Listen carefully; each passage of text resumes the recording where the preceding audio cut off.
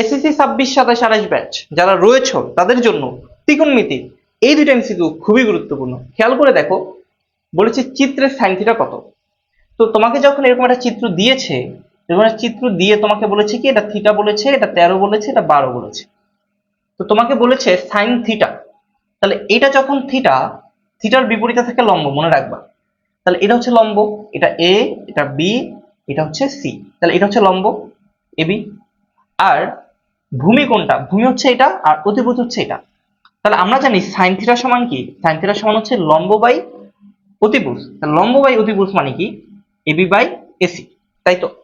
তো তুমি একটু খেয়াল করে বলো, এখন তোমাকে সাইন থিটা তোমার কাছে চেয়েছে, তাহলে তুমি এবি জানো না, মনে রাখবা একটা 13, একটা 12, আরেকটা কত হবে? 5। যদি একটা 12 একটা 13 হয়, অপরটা কত হবে? 5 হবে। তাহলে আমরা বুঝতে পারলাম সাইন থিটা হবে 5, আর এসিটা কত হবে? 13। তাহলে 5/13। তো তুমি এটা মনেও রাখতে পারো, এই 5টা আমরা এইভাবে বের করতে পারি। আমার লম্ব অজানা, আমি পিথাগোরাসের সূত্র দিয়েও চাইলে বের করতে পারি, অতিভুজ স্কয়ার, লম্ব স্কয়ার, ভূমি স্কয়ার দিয়ে। বাট তুমি মনে রাখবা এমসিকিউ করার ক্ষেত্রে একটা 12 একটা 13 থাকলে অপরটা কত হবে? 5 হবে। এরপরে চলে যাও 10 নম্বরটায়। বলেছি কি tan a সমান 4/3 যদি হয়, তাহলে √1 - sin স্কয়ারে বাই sin স্কয়ারে সমান কত হবে? এটা ঢাকা বোর্ড 24 সালে আসছিল। তুমি একটু খেয়াল করে দেখো এই এমসিকিউটা কিভাবে পারতে হবে। tan a সমান 4/3 যদি হয়, তাহলে আমাদের বের করতে বলছে √1 - sin স্কয়ারে ডিভাইডেড sin স্কয়ার a। তো এটা তুমি কিভাবে করবা?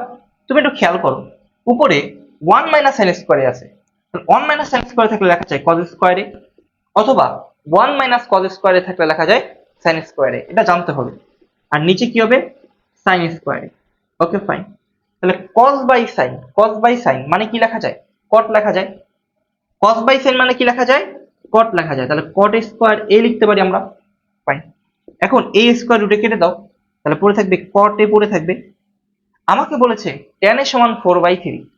তাহলে একটা কাজ আমরা করব, tan এ দেওয়া আছে 4/3, বাট আমি পেলাম কি cot a। তাহলে tan এর উল্টা কি? cot। তাহলে cot এর মানটা কি হবে? এটার উল্টা হয়ে যাবে। মনে রাখবে এখানে cot পাইছি, তাহলে এখানে আছে tan, তাহলে tan কে উল্টায় দিলে কি হবে? cot হয়ে যাবে। তাহলে এই জন্য আমরা লিখবো কি, আছে 4/3, তাহলে লিখবো কি 3/4। মানে এখানে tan, এখানে cot, তাহলে tan এ যা হবে cot এ তার উল্টা হবে। বুঝতে পেরেছো? আশা করি ক্লিয়ার। এবং যারা এখন পর্যন্ত প্রথম কমেন্টটা চেক দেয় নাই, অবশ্যই প্রথম কমেন্টটা চেক দিবে।